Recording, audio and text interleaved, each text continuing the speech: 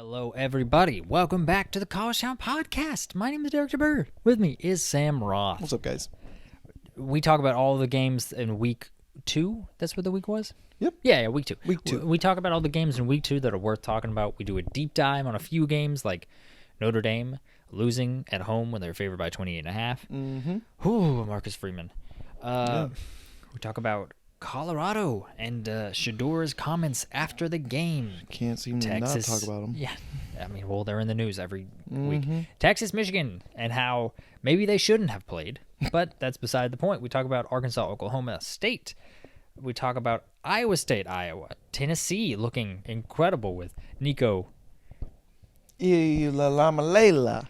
That's close. That's close. And then we talk, Ashton Jeanty. We talk about Ashton Jeanty. Yes. Give that man a golden running back. I think that's a running back on there. Ah, well. Sure. It's an old trophy. I'm sure it is. We also talk about Penny Hardaway and Memphis getting in trouble.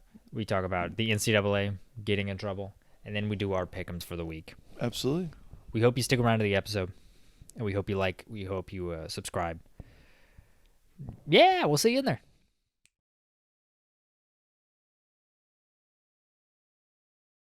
Hello, everybody. Welcome back to the College Town Podcast. My name is Derek DeBurger. With me is Sam Roth. How we doing, guys? It was a pretty good week, too. Yeah. Well, All things considered, I didn't think there were going to be a lot of great games. no. But that was a good week, too. Yes, it was. I mean, so what do you want to start out with first? Probably Notre Dame, right? Let's do it. Okay, Why yeah. not? Let's get Notre it out Dame. of the way. Look, Jacob, I'm sorry. I mean, I told you. You did. You did say I didn't specifically say against they were going to lose Northern this game. Illinois. No. Wasn't even on our pick'ems. I think no. it's the most standout part of this. Yeah, we didn't think it was Going to be close. a reality. Mm-hmm. But here we are. So, Third home loss under Marcus Freeman when they are a double-digit favorite. Yep, and that was between NIU, Marshall, and A 3-9 Stanford team. that is right. That is exactly what it was. So I believe Stanford was last year, yeah, which is not good. seems to have won each year. Good news for Notre Dame. Your season's not over. Yeah, You can still make the playoff. you can. You just can't fall from here. Schedule's not great, in all honesty. Mm-hmm.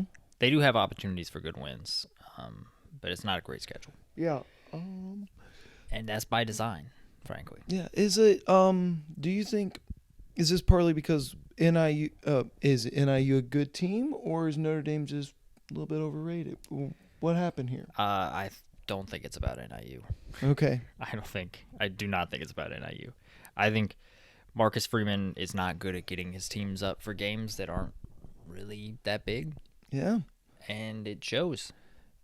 I mean, like, they were 28.5-point favorites. Mm-hmm. It's insane. Like, Riley Leonard apparently played terrible. Yeah. I didn't watch this game. I was at The Louisville game. Louisville, yeah. I was Jacksonville too. State, Louisville. I pulled it up with 4 minutes left on my phone while watching Louisville. Ah. But I was like, this is a close game. I spent my whole time trying to check the Kentucky score. Yeah, I saw that that made me game. happy. That was rough, but No, didn't have so- that either. I thought it was going to be the other way. I thought Kentucky was going to steamroll South Yeah, Carolina. that's a different conversation. It is. I'm with you there. So, yeah, I mean, Notre Dame has like the superior talent in every Obviously. way. Yeah. There's not a position where Northern Illinois is better. No. Riley Leonard did not play well. Their offensive line looked as young as it was. Mm-hmm. And I like it's inexcusable. Here, I'll ask you this question. Notre Dame goes 9-3. Do they make a change? They lose one more Yes. game. They make a change. I think if Notre Dame doesn't make the playoff, Marcus Freeman's fired. Okay. Because year three is big for any coach. Yeah. It's kind of historically big for Notre Dame coaches. Mm. I think they blow it out of proportion, but because that's like that way for every coach. But year 3 is so important at Notre Dame for coaches. Year 3 for Brian Kelly, They made the national championship game. Mm-hmm. They were terrible. They were overrated that year, but they made the national championship game. They did. And so they don't make the playoff. Not With like a roster that's clearly this talented. Mm-hmm. They're just not. They're not going to do anything under Freeman. I know. Riley Leonard is limited as a passer. I do think that he's still a really good leader. I still think he's a very smart quarterback, but he is a limited passer. But you still gotta. You've got the weapons around him. There's no reason why they should be anywhere close to losing this game. Yeah. There's no reason for Notre Dame standards why they should even be in a game in the fourth quarter. Yeah. And the only reason that Northern Illinois was able to kick the game-winning field goal? Why?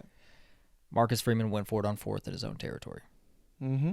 He sure did. He does that. And it's like terrible times, too. Like, he'll go for it on 4th and 11 when it's like a 7-point game in the fourth quarter. And it's like, no, guys, you're only down a score. Yeah. Like, just pin the other team back. There was another thing in that game that I remember sticking out because I turned it on with 4 minutes left.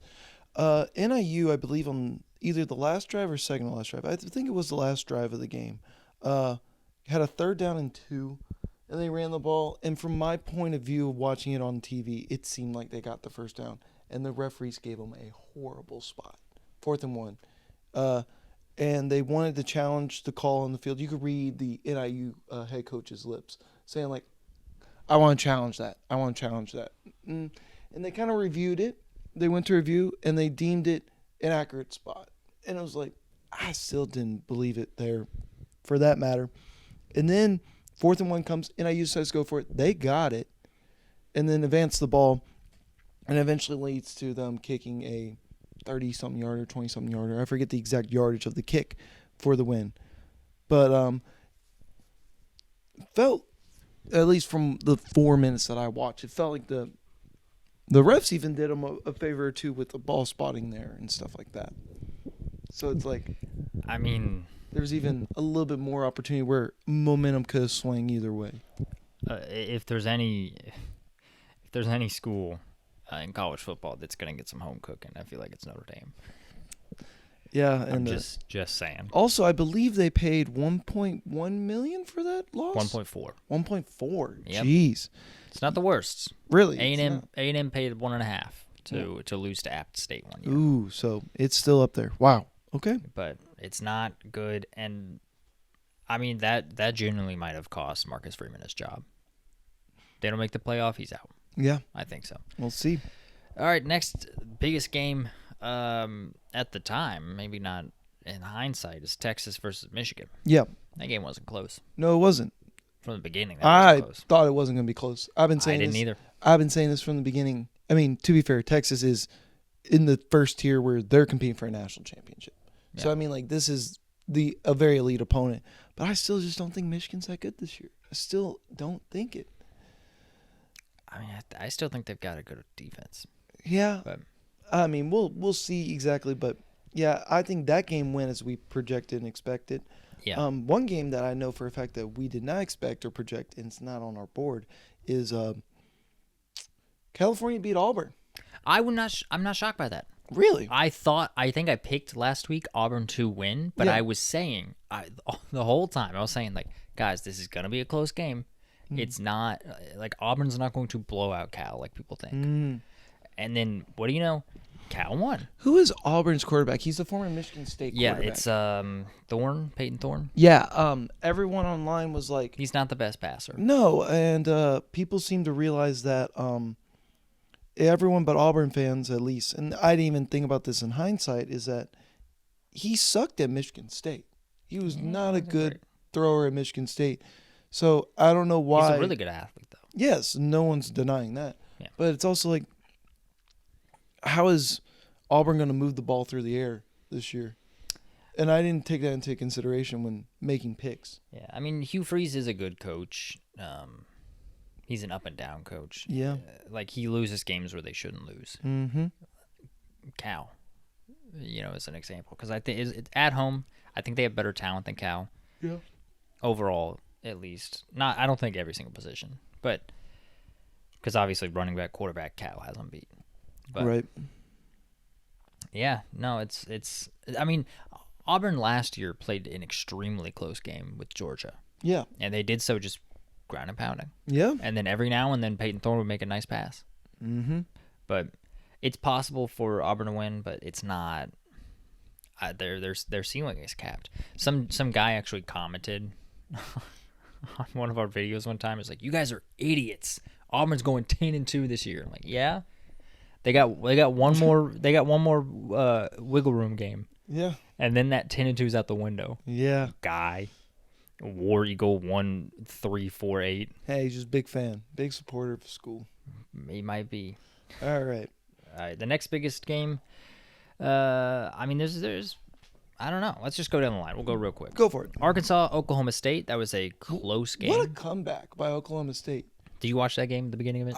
Unfortunately, I have DirecTV and I do not get ESPN at the moment. All right, that's terrible. Yeah, so I was able to get a bit of this one because it was on ABC, so ESPN Plus. I was able to watch it that way. But it was was keeping track of tickers. It was 21-7 at half, and then they were able to call it back. So the game started 21-7 for Arkansas. Yeah. It should have been 28-0. Really? Because Arkansas was in the red zone through a pick six. I mean, Arkansas should have won this game. Man, that one mistake cost that's a them. 14-point swing right there. Yeah. Yeah. And so, I mean, it went to overtime. It went to double overtime. So, it ended up being a very costly mistake. The one thing that I took away from this is I think Arkansas is a lot better than I thought they were going to be. I think Arkansas is a lot better. Bobby Petrino is making a world of difference. Bobby 2.0. It will be interesting to see. I mean, I thought this game might have been a little close, but I didn't expect Arkansas to be up at half by 2 scores. I wasn't expecting that. Yeah, and it should have been 4. But they did blow it at the end. I mean, they did. Their offense apparently struggled. Obviously, I mean, only scoring 10 points in the second half. Well, they scored 7 points in the second half. It was 24? 3. No. No, you had it right. It was 21, but the 3 points that came in the first overtime. Oh, I see. Yeah. Oh. So their offense really got anemic at the end. Yeah. Yeah. Next, another game that was really close is Kansas State Tulane. Surprised by that. I'm not too surprised. I mean, Grayson McCall left Tulane. They lost. Grayson McCall was close. Yeah, but I'm just saying, Tulane has John Summerall now as their coach. John Summerall is a great coach. Really? Oh my God, yes. Where does he come from? Is he a D2 NIA guy? No, he comes from. He was Troy's head coach for a couple of seasons. Okay, yeah. And then before that, he was Kentucky's defensive coordinator. I gotcha. Pretty sure he played at Kentucky. He is. I do not want him to coach Kentucky because he's a great coach. Gotcha. But played close to a decent Kansas State team that's ranked. Which, Kansas State's they're decent. I feel like I was right about them. Jury's still out for me on them. Speaking of jury still out, Georgia Tech, Syracuse. Oh my God, what is going on here? I thought. I mean, I've been saying this. Georgia Tech is Brent Key's a guy that he is someone who also has trouble getting his teams up for games that are not super sexy matchups, and Syracuse wasn't a super sexy matchup. But I still thought they were going to win this game. I still thought that he was going to be able to get his team up just enough. Because had they won this game, they're playing VMI next week. Then boom, you've got a ranked versus ranked matchup against Louisville. All you had to do was beat Syracuse, and they almost came back at the end. They were down 17. I was about to say they were down quarter. big. Yeah, they were down 21 to 14 at one point. They were down 21-7 at another point in the first half, and I was like, "What is?" They were down 31 to 14. Yeah. Yeah, in the fourth quarter. Yeah, and they almost won. Yeah, but it's just too little, too late. I know. I think to me it feels like in the fourth quarter they flipped it on.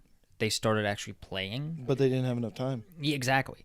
And it's one of those things. It's just so frustrating. This is why I think I do think that Brent Key's a good coach, but I think eventually he'll get fired at Georgia Tech. It's because you have to be good all the time.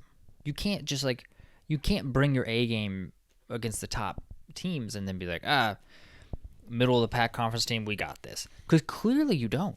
Syracuse with that win too, by the way. It puts some respect on Syracuse's name too. I was not impressed with them against Ohio, but that's a solid win. But also the other thing is like looking at their schedule, they have a poor Stanford team, Holy Cross, UNLV, and then NC State. Okay, don't sleep on UNLV. Really? Oh my God, no! Do not sleep on UNLV.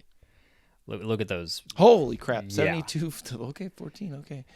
Killed Houston, Houston team that played a much tighter game against Oklahoma.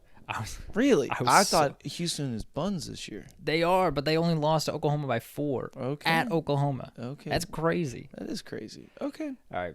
Next up, we have Iowa State, Iowa. Another game I picked right. I had a really good week, too. There you go. I mean, I had a really good week, too. I mean, Iowa showed that maybe, is it Brian or Kirk Ferentz? Kirk Ferentz is the dad. He's the head coach. Okay. Maybe Brian Ferentz wasn't the issue after all when it comes.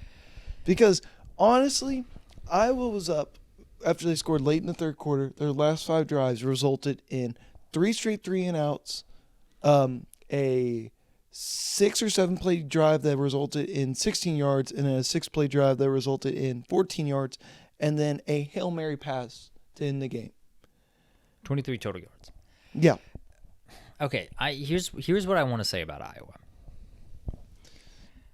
I was not super impressed by their 40-point game against whoever they played week 1. Yeah. Just because I was like, A, it's FCS. 40 points against an FCS team is actually not that impressive.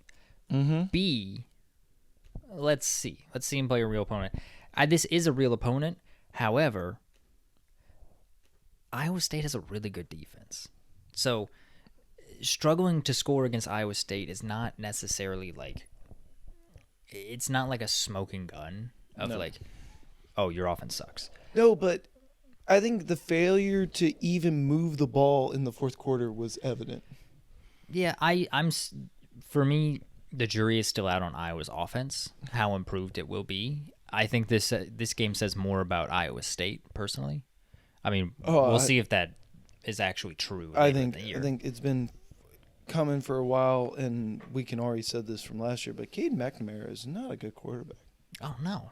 He wasn't good at Michigan. Yeah, he wasn't good at Michigan. He's not good at Iowa last year, and this year he's not looking good either after having some real competition. Yeah, but one quarterback, though, that is looking really good, though. Can you help me out here? Nico Iamaleava. Iamaleava. That is a name that we are definitely going to have to learn, or at least I'm going to have to learn, because he is good. He's really, really good. He's really good. Okay, that game was okay. So before this game, I was like, Tennessee's a top 10 team. I thought after week 1, I was like, Tennessee's a top 10 team. Tennessee is good. This game, now they're ranked. I think I've ranked to like 7 or something now. Like they're really good. Where did I rank them? I don't know. I am just genuinely shocked how lopsided this game was because I knew Tennessee was really good. I just thought that NC State was going to put up more of a fight. I put them 8th.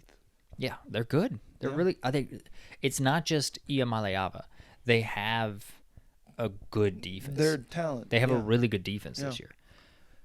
Man, if you honestly think about it, it's really is this year, respectively speaking. It's like Ohio State and then the SEC is what it feels like. With the way Oregon is slipping a little bit. Early season, we'll see. We'll see how things play. Oregon is slipping a little bit. Miami could actually turn out to be good, but who knows? Right. I put Miami first in the ACC, right, but I'm not like sold. But as far as like the tier list of like national championship hopefuls, now that Notre Dame's fallen, Florida State has fallen, Clemson against Georgia, we know for a fact they're not competing unless they can right the ship. Which I'm a realistic Louisville fan. I don't think we're a national chip contender this year.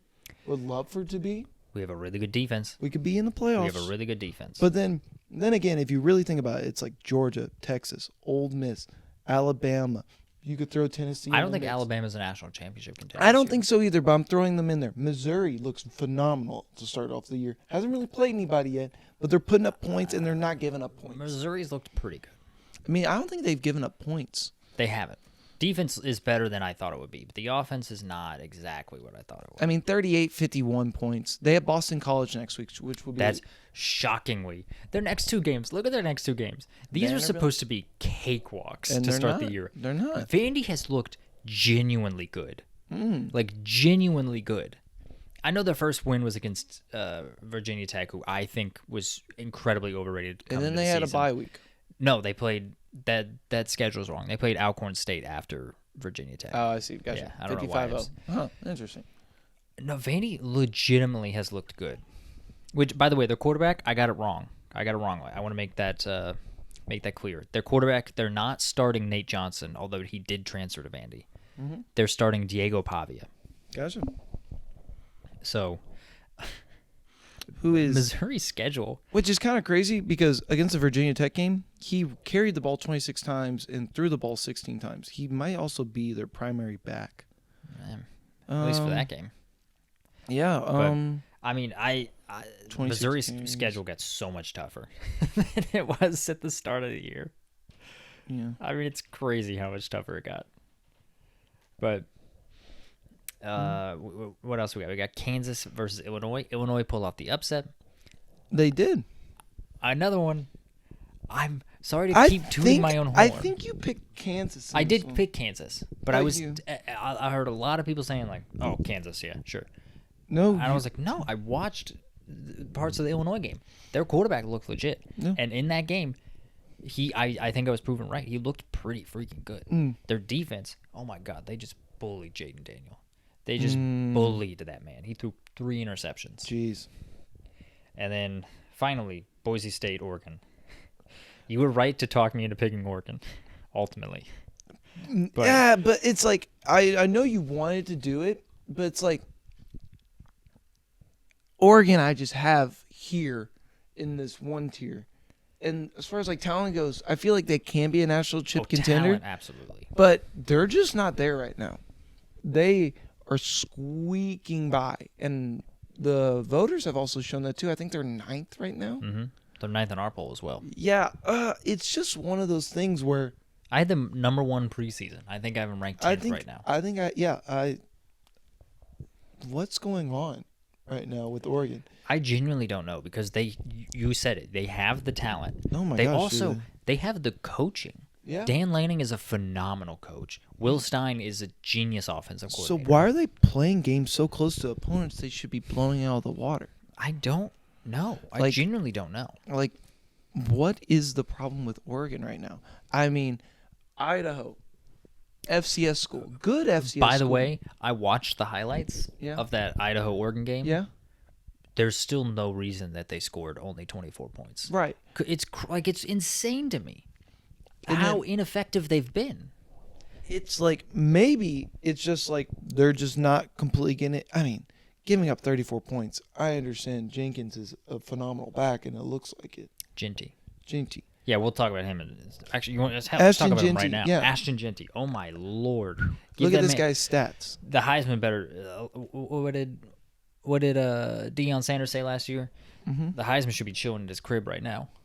Like, Ashton Jeanty is playing out of his mind. He is on a tear right now. Ashton Jeanty has 459 rushing yards and 9 touchdowns over 2 games.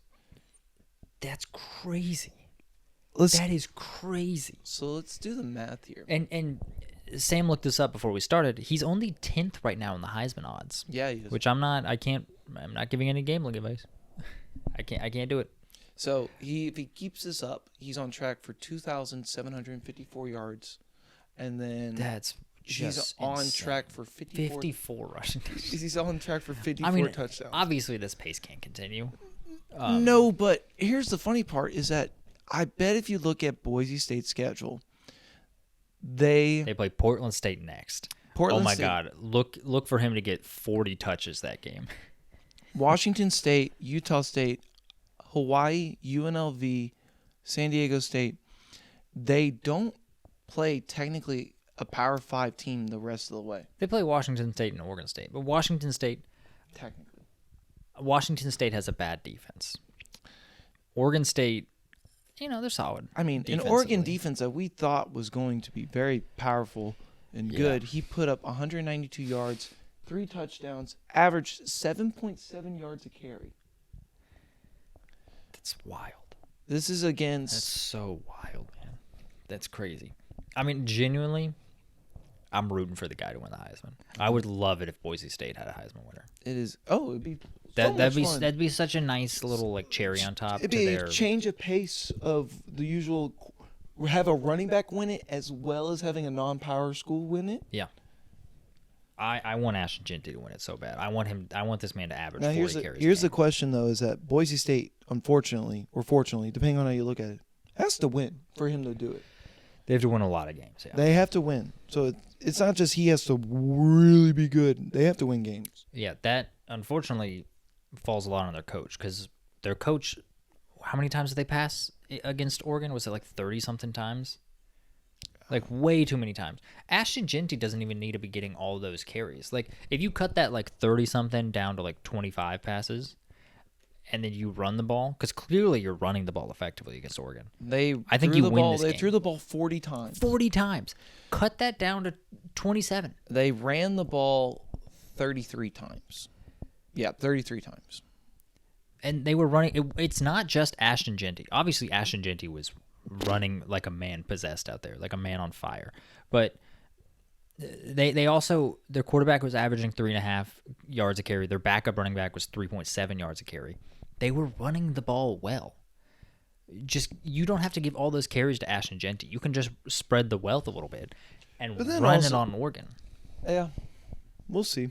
Yeah, I think unfortunately a lot of Jeanty's Heisman hopes will lie on their coach, and I'm not sold on it so far. But I'm rooting for the guy. It's also their defense in a funny way.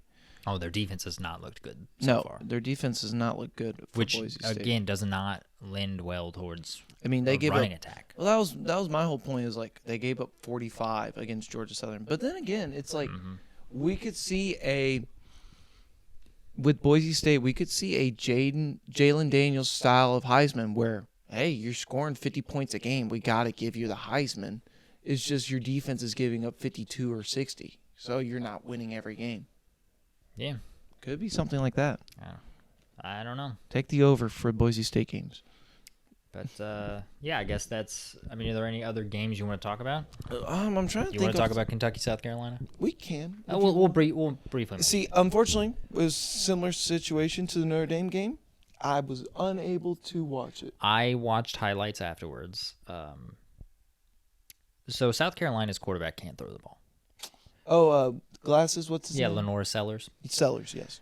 Against Old Dominion, that's why they almost lost. Because he couldn't throw the ball. I watched the highlights against Kentucky. He still couldn't throw the ball. Kentucky just blew it. They blew coverage. They gave him wide open throws that he like barely managed to complete. And so the law, and also Kentucky, I think, fumbled the ball 4 times. Ooh. Which is... Yeah, that you're not going to win games doing that. Yeah, I think that game was so much more about Kentucky than it was about South Carolina. Because I think South Carolina, I still think they suck. After watching that game, I think they're not going to be good this year. Dang. And so, yeah, no, Kentucky losing to a South Carolina team whose quarterback can't throw the ball. That's a bad look. It is a bad look. And they've got, we'll get to it in our pick'ems, but they've got in-conference rival Georgia, who last year Kirby Smart called out Kentucky players for being dirty. So we'll see how that goes. Yeah. Let's get on to the news. You want to talk about? Sure. You want to talk about Shedeur first? Sure. Let's talk about. Let's talk about Shedeur Sanders. Yeah, that's another game that we haven't mentioned yet. So let's talk about it real quick. Let's break it down for you. Nebraska curb stomped Colorado. Yep. This basically sum it up shortly. Yeah, it was 28-0 at the half. Yeah. And then they just took their foot off the gas. Yeah. And basically, Shedeur Sanders kind of did a double whammy with his quote. He basically said more or less to the effect about why he wasn't successful or why. He goes, well, how many times did Raiola get touched during the game? And basically referring to the fact that his O-line sucks and their D-line sucks, both for Colorado. Yep. And I didn't think you could say a quote that would hurt both the offense and the defense in one saying, but he managed it. Ooh, 2 birds, 1 stone there. Yeah. Maybe perhaps 2 birds, 1 boulder. You're stupid. So That was a great joke. I it don't know was what you're very talking good. But Yeah, he also questioned why they would keep simultaneously when talking about how often Nebraska got pressure in the passing game. Mm-hmm. He also asked why they kept running the ball when he was their best option. That's something that's kind of gotten overlooked a little bit. that doesn't make sense. Exactly, it's paradoxical, and so I mean, it's not good. It's a terrible look in just about every way. I mean, do you think, honestly, you think Colorado's locker room is going to turn on Shedeur? Because I mean, he did get sacked 6 times. Which is crazy. He got sacked 6 times. He got picked off once. Whereas Renola got sacked. I'm Probably saying 0 times. 0, never. So yeah. It is funny with Shedeur. No one's denying his talent or his ability. Oh, he's so good. But maturity is part of the quarterback position, more so than other positions. I do also think if that's just his upbringing. But that's psychoanalyzing a player, and that's not fair to him, per se. But it's also like, I mean, if you listen to Riley Leonard and Shedeur Sanders, 2 polar opposites. One's a meh quarterback who's very humble. The other one's a very good quarterback who's just cocky as hell. Yeah. Yeah, I mean, I don't know. Riley Leonard gets on the mic after a big win. He goes, I'm not the one that should be on this mic. It should be other people. Shedeur Sanders, after a loss, he goes, I wasn't the problem. We should have got me the ball, and we should have done more with me. It's not my fault I got sacked. Yeah, I mean, I don't know. I feel like I don't really have much to say about this. It's just a tough look. It'll be really interesting to see if, Colorado has locker room issues from here on out, because this is game 2. Yeah. Last year after game 3, Colorado's ranked number 17 in the country. Yeah. And now they're not even sniffing the top 25. No. Played a close game against a really good FCS team. I'm not going to knock them playing close to North Dakota, because I think North Dakota. I will and I won't. I think North Dakota State is just a really good team. I think they are really good.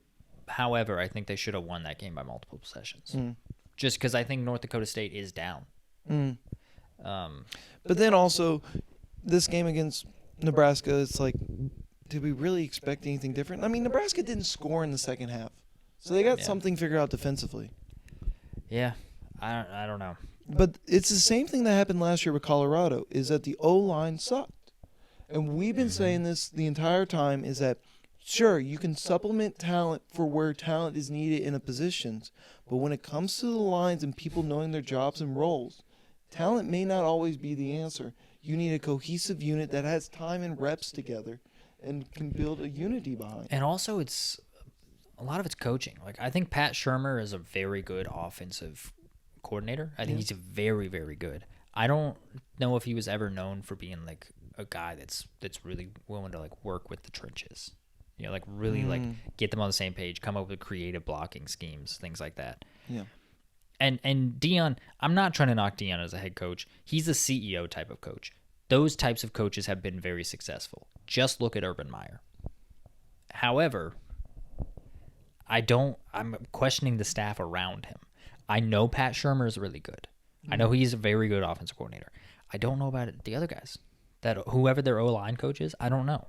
Because obviously, something's not working. They have talent on that O-line. It's just not clicking. But that's all I got to say. You got anything else on that one? No, nothing more. Let's go to some other news. We'll do college basketball real quick. This kind of just dropped into the inbox. I had no idea about this till I read about it. This is the craziest story. It's hilarious. Okay. Oh my, it's so funny. This is all you. So Penny Hardaway in Memphis, just randomly, I think this was like Sunday. No, this wasn't Sunday. This is probably like Monday or Tuesday. Penny Hardaway, the head coach for the men's basketball team at Memphis, University of Memphis. They just randomly, 2 months before the season starts, randomly fired 4 staffers, 3 of whom are assistant coaches. Neither Hardaway nor Memphis gave any explanation for why they fired these guys. Like none whatsoever. And then only hours later, after the firing, it was leaked that there was an anonymous letter sent to both Memphis and the NCAA detailing severe recruiting and academic violations at Memphis. Ooh. The NCAA has said that they know about the letter. One of the coaches that was fired was Rick Stansberry, who, if you don't know who Rick Stansberry is, before NIL, he was always seen as a great recruiter. But I mean, anyone that followed him knew this guy was just cheating like there was no tomorrow. The problem was he was a terrible coach. Like X's and O's, he's awful, but he was great at cheating. So he's one of the coaches that was fired. I don't think that that's a shock when there's all these recruiting and academic violations. Penny Hardaway's he's been extremely underwhelming. I think he's only been to the tournament twice since he's been at Memphis. Has been able to bring boatloads of talent. Oh my God, they have so much talent. But it always seems like they also have issues with they have locker room issues in Memphis. They have had locker room issues. I don't think it's an every year thing, but they have had it multiple years. Mikey Williams never fully went there because of his issues off the court. Imani Bates transferred out and had his issues off the field. That was an Imani Bates thing, I think. Yeah, I'm not putting that on. No, neither were on Memphis, but it's also just like it's kind of funny that both of those incidents happened. Yeah, Imani Bates was able to figure it out, and he's back. He's in the NBA right now. He's in the NBA or he's in the G League, one of the two. He's like a bench player for the Cavs. Yeah. I mean, they got a top pick in James Wiseman who went there. I mean, like, the talent he's been able to bring in is immense. Yeah. But it's also like, it just hasn't worked. Yeah. And then when he started hitting the transfer portal hard, it was also very, very successful. The problem is Penny Hardaway has all this backing. From big time boosters. Yeah. Like FedEx is giving $5 million a year to their NIL collective. Yep. And so he's got the resources. He just hasn't been able to get it done. Do you think this could be? I mean, with this now on the table, I have to imagine that one bad year and Hardaway's out. I mean, yeah. I mean, at what point do you take, we are getting to see really talented players come through the program, but there's no wins to back it up? I'm more interested, like, the recruiting violations, if I am being honest, I truly believe, as far as, like, recruiting goes, everyone cheats. Yeah. And now, I'm more interested about what the academic violations are. I guarantee you it was, I guarantee it was paper classes. Like, is it as bad as, like, North Carolina, like, fake classes, basically? Probably. I mean, it's paper classes or just, like, people taking other people's tests, kind of. Because the academic integrity to me is more fascinating than recruiting. It's just, I think it just turns the heat up on Hardaway's seat by like 3 degrees. Like it's so much. Like this is now, this feels like to me a do or die season now for Penny Hardaway. Once basketball season starts, I feel like if they don't make it out of the first round of the tournament, he's got to be fired. That's just how I view it. But all right, final news story before we move on to the pick'ems. The House settlement, the thing that allows schools to pay players. Well, guess what? A judge struck down the deal. Really? Yep. So what happened is a judge looked at it that wasn't the original judge, and now they are forced to renegotiate because the judge had severe problems with the restrictions that the settlement put on NIL opportunities for players and also the power that collectives had. So what I didn't realize with this settlement until I had read the settlement got struck down is that the NCAA, I knew that they were trying to get the settlement done because it also takes 3 other lawsuits off the table that we all know the NCAA was just going to get waxed in court if they had to face it. But also, part of the agreement is that it gave a ton of power back to the NCAA. So for the NCAA, this was them trying to hold on to what little power they have left. Some reins that they could. Yeah. And part of that, the biggest part that the judge took issue with, is the fact that players are now players would have been capped on the NIL that they can earn. It's not allowed to be used as recruiting. And then collectives, I think, aren't allowed to talk to players. That is interesting, because that makes no sense. Because No. Honestly, what it should be is that you have a salary.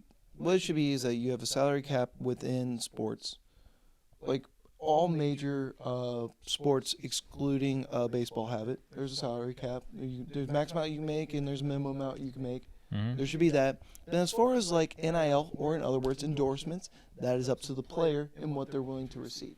Yeah. That should be a free market. That's what that should be. You're not wrong, and I think so obviously that's why I got struck down. It's because this is a clear violation of the law. Yeah.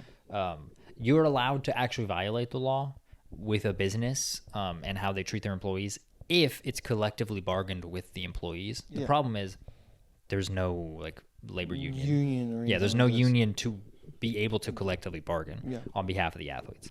So this violation of the law was never going to stand. I mean, here's the thing. The clock's ticking now. They have to renegotiate very quickly because the trial was originally scheduled to start January 2025. And if they don't reach a settlement before that trial date, guess what? This trial is going to start, and then all those 3 other trials that they like wiped away with the settlement, they're back on the books now too. So the NCAA is in a race against time. But then here's the other. So basically, the NCAA is back to having no power because they wanted to rein in some things, but they still don't have any power because there's not the process in place with labor unions, at least, to even allow it. So they can't break the law. No. Which, boo-hoo, boo-hoo, the NCAA can't break the law.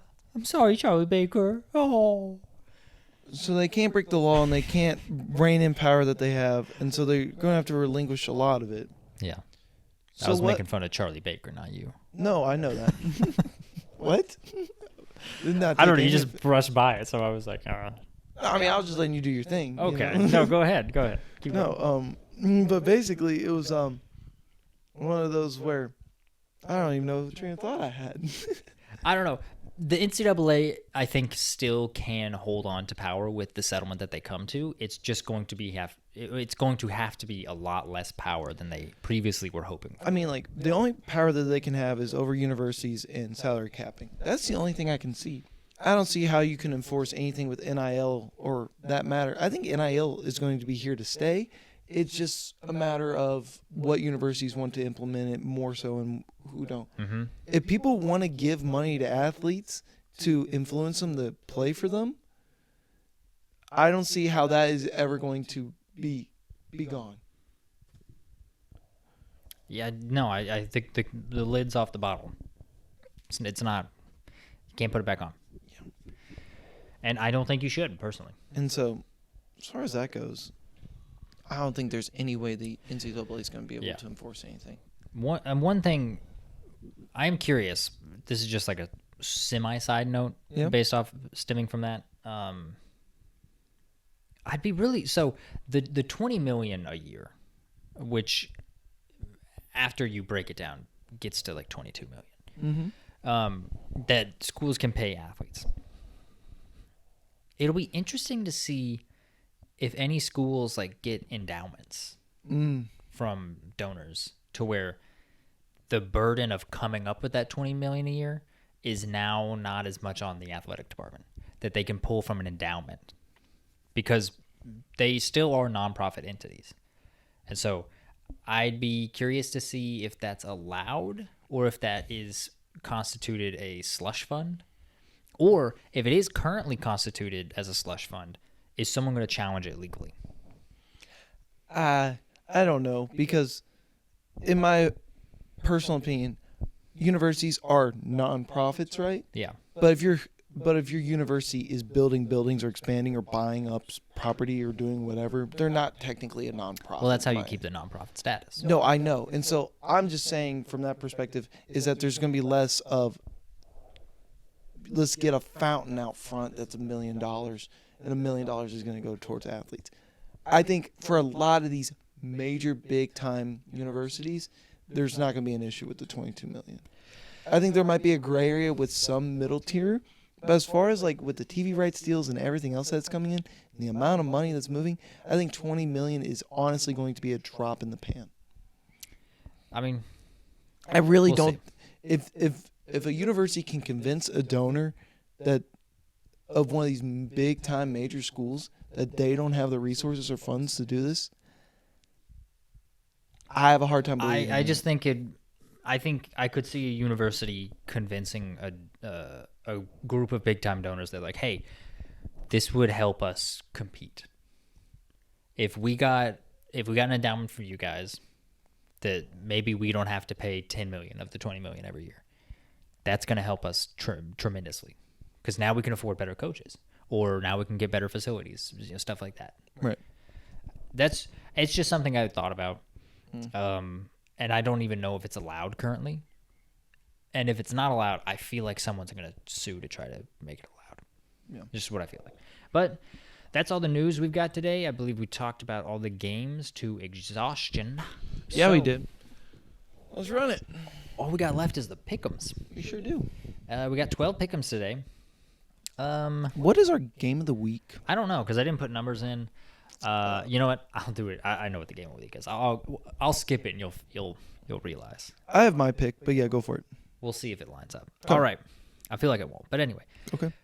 First game, Friday night game. We actually have 2 Friday night games. We do. We have UNLV at Kansas. Yeah. This is an interesting one. Kansas coming off of a loss where Jalen Daniels played really bad. Mm-hmm. Kansas, I still think, is a solid team. I think Lance Leipold is a great coach. Yeah. I'm still gonna ride with Kansas on this one, even with UNLV and the amount of points that they've put up against nobodies. I think I'm going with UNLV. Do it. I'm going with UNLV. Right, I think UNLV might be the best Group of 5 school. Really? They might be. You really are? Okay.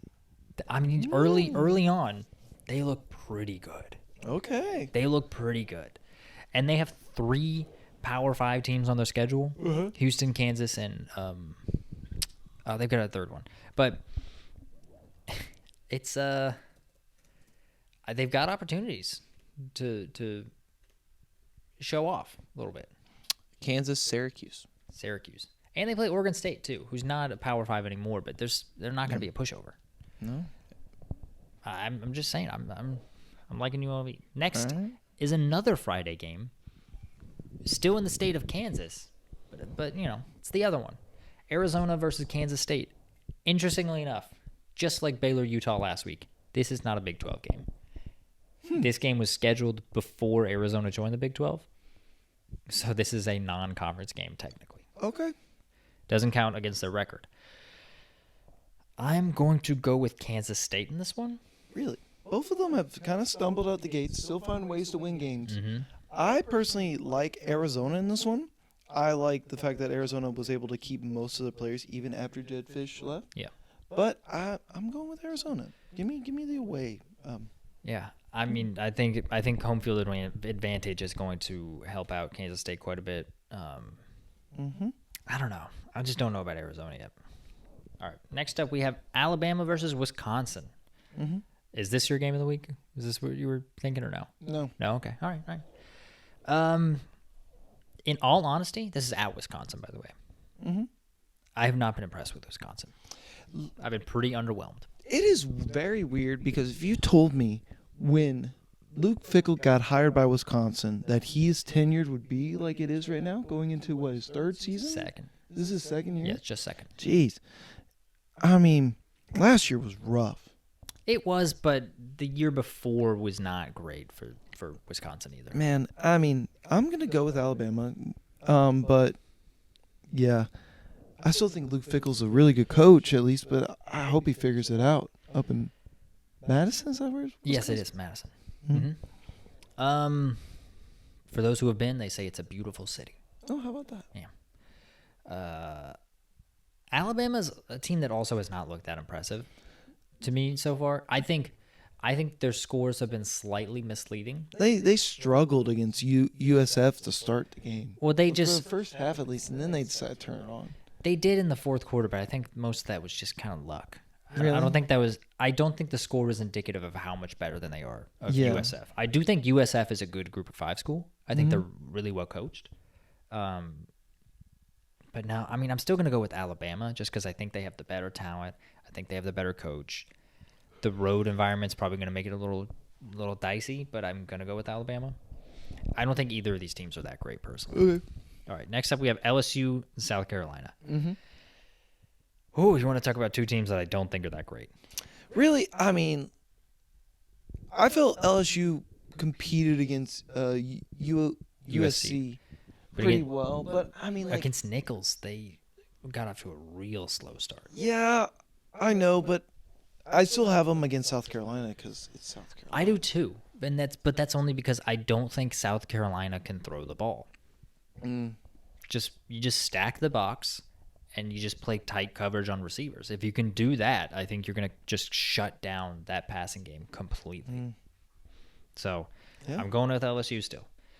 Next up, we have. This is a big one, in a sense. It actually is. Really? When you think, yeah. Memphis and Florida State. This is big because Memphis, a lot of people think that they're going to be the Group of 5 representative in the playoff. Really? This is a great chance for them to prove that ability. And then Florida State, they're trying to salvage their season. I mean, yeah. I mean, the drop off between Jordan Travis to DJ is so big. Yeah. And Memphis, I honestly don't know enough about. They brought back their quarterback Hannigan. Okay. I can't remember his first name. How have they looked start the season? They beat Troy 38-17 and North Alabama 40-0. So they have the ability to put up points. Kind of. I don't know. I'm gonna go with Florida State in this one. I am going with Florida State too as well. Just because historically speaking, Memphis is not up there, but that sounds like a very poor decision making because Florida State just, I don't know. They played Georgia Tech close. They did not look good against Boston College at all. No. So, but yeah, give me Florida State. Yeah. Do you know Memphis and Louisville are rivals? Fun fact. Yeah. Yeah. Good old American Big East, not Big East. It actually started with the Metro Conference. And then Conference USA? Yep. Well, so the Metro Conference became Conference USA. Fun fact. So Louisville and Memphis are actually two of the founders of Conference USA. Gotcha. Fun fact for you. Anyway, moving on. We have Oregon versus Oregon State. Formerly Civil War. Now it doesn't really have a rivalry name. No. Even though Oregon has struggled against poor teams, I'm still going to go with Oregon because they're still winning games. It's just not winning the games in the fashion that we expect. This might call me dumb, and I'll take it if you do, but I think I'm going to go with Oregon State. Okay. It's at Oregon State. They have looked better to start the year than I thought they would. They're not world beaters by any means, but they've looked better. This is a rivalry game. I don't know. I'm taking the Beavers to win the Platypus Trophy. And we agree on the game of the week, by the way. Oh, sweet. Didn't know that. Next up, this is a weird one. Notre Dame, Purdue. This is Notre Dame's second to last true road game of the season. That's kind of wild. Yep. And It's their penultimate road game. is it even a road game too? Just because of location? I guess you got a point there, in all honesty. And it will be, just know what because I mean? there will be enough rabid students there. I think that they're going to pack that place. So what makes this really interesting to me is Purdue looked surprisingly good week 1 Okay. and didn't play week 2. Yeah. So they have just had 2 weeks to prepare for Notre Dame. Okay. Notre Dame thought that they were not going to have to care about this game. I think the spread is like 10 points right now. I've already looked at it. Wow. I heard someone else say it on TV. So I still think Notre Dame's going to win because I think they're going to be hyped up for this game. Yeah. Give me Notre Dame. Semi home game. God, if this gets dicey again, I mean, you can kiss that season goodbye. Yeah. All right, next up we have West Virginia versus Pitt, the backyard brawl. Let me guess, who you got? It's not gonna be close, but I have to say Pitt. But it's not gonna be close. It's not. It's not gonna be a good game. It's not gonna be a good game, and I'm gonna take the L because I refuse to pick that other school over there. In the Appalachians. Yeah. Yeah. Give me Pitt. But Pitt's gonna lose. You know, but give me you know who Pitt. Pitt's quarterback is this year? Who? He was like Alabama's 5th string quarterback last year. Dang. Isn't that insane? And Alabama did not have a good quarterback room last year. No, they didn't. So that's rough if that's who you're having to turn to. Yeah. I'm gonna go with West Virginia. Shocker. I don't think West Virginia's great. I know why you put this on the board. It's not gonna be a game. No, I just love hearing you find any reason not to pick West Virginia. I don't have a reason. I'm still picking Pitt. There's not. Let me tell you, anything consciously to think about within this pick right here says It's everything. in one ear and out the other. It says West Virginia wins this game by 1,000,000. Okay, it's not going to be a good game. It's a rivalry game, but I don't think it's going to be close. But with all that being said, It's at Pitt. give me Pitt. It's at Pitt. Yeah, it's at Pitt. It's at Heinz Field. Give me Pitt. I don't think West Virginia's that good. I think Pitt has a chance to win this. Anyway, I hope they do. Man, Anyway. I know exactly why you did this. I love picking these games. I know you do. Okay. You're like West Virginia versus IUPUI. I'm picking IUPUI. Okay. Yeah. Give me the elephants, baby. Okay. I think they might actually be like mastodons or something, but it's close to it. Anyway. Yeah. All right, we got Georgia versus Kentucky. Yeah. At Kentucky. Whoo, me oh my. This game, I'm going to love to watch Hey, this game. Brock Vandegrift playing against his former team that he transferred out of. I think it's going to be ugly. Really? He was There- 3 of 10 against South Carolina with 30 yards and 1 interception.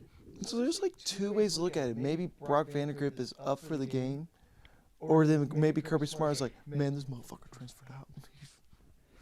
I think it's more likely the latter. Give me Georgia. Yeah, give me Georgia. Dogs by 90. Mm-hmm. Next up, we have Indiana versus UCLA. This is a fun one. First of UCLA's Big Ten. I was about to say, is this a Big Ten matchup? Yes, yes, it is. Yeah. This is fun, but then like it's not fun because it's like my head is like this is a cool like non-conference game, but it's a conference game. Yeah, I know. Doesn't that suck? You know what I mean? I know exactly what you mean. It's like, oh, this is a cool matchup. No, it's just a conference Yep. matchup. I'm gonna go with Indiana. I'm with you on it. Yeah. You kind of sold me on Indiana. Kurt Signetti is one of the best coaches in the country. Mm-hmm. Genuinely, one of the top coaches. Next up, we have Colorado versus Colorado State. I actually don't know where Colorado State is located. I don't know if it's that close to Denver, but anyway, this is. It was a close game last year. Went into double overtime last year.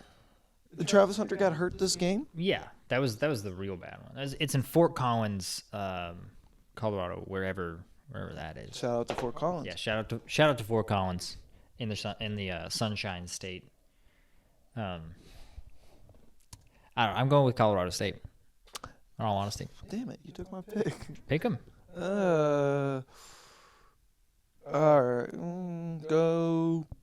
All right, let's go Colorado State. Yeah. I mean, I think the Rams are going to be so hyped up to play this game. How have they looked early on? Because They got waxed by Texas. that checks out. Yeah, and then I think they won their Week 2 game, but I don't know who it was against. They No, they didn't play. Oh, no, they did. Northern Colorado. Oh, they didn't look. They that gave good. up 17 points, 38 to 17. To be fair, they gave up 10 in the second half. So who knows if they brought in? Give me Colorado State. I'm still sticking with them.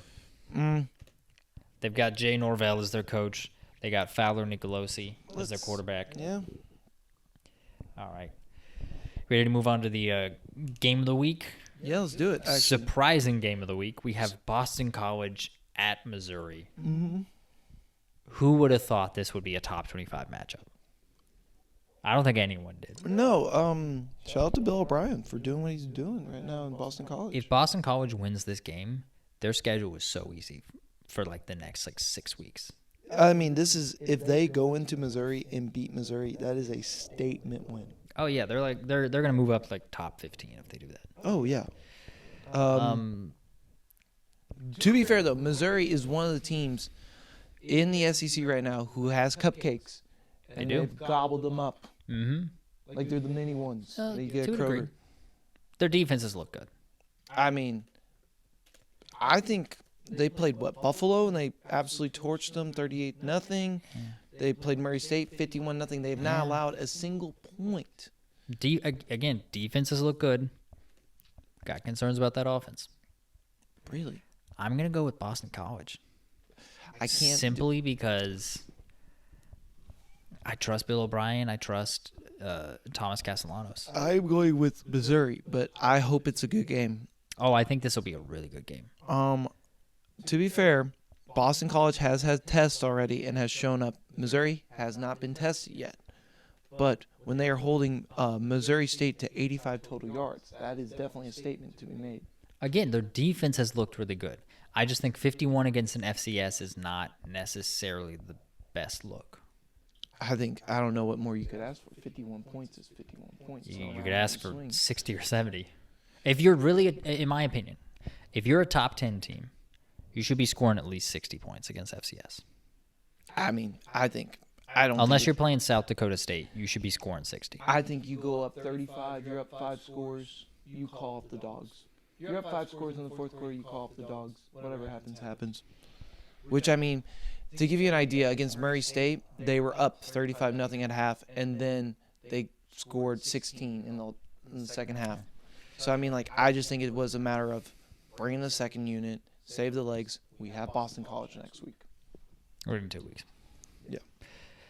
I don't know. I'm still picking the upset. I'm going crazy this week. Yeah, you are. All right. That's all we got. Yeah. Yeah, if you enjoyed it, feel free to like the episode. Feel free to subscribe to us if you are interested in seeing a little bit more. I mean, that's it. That's all we got. So we'll see you next time.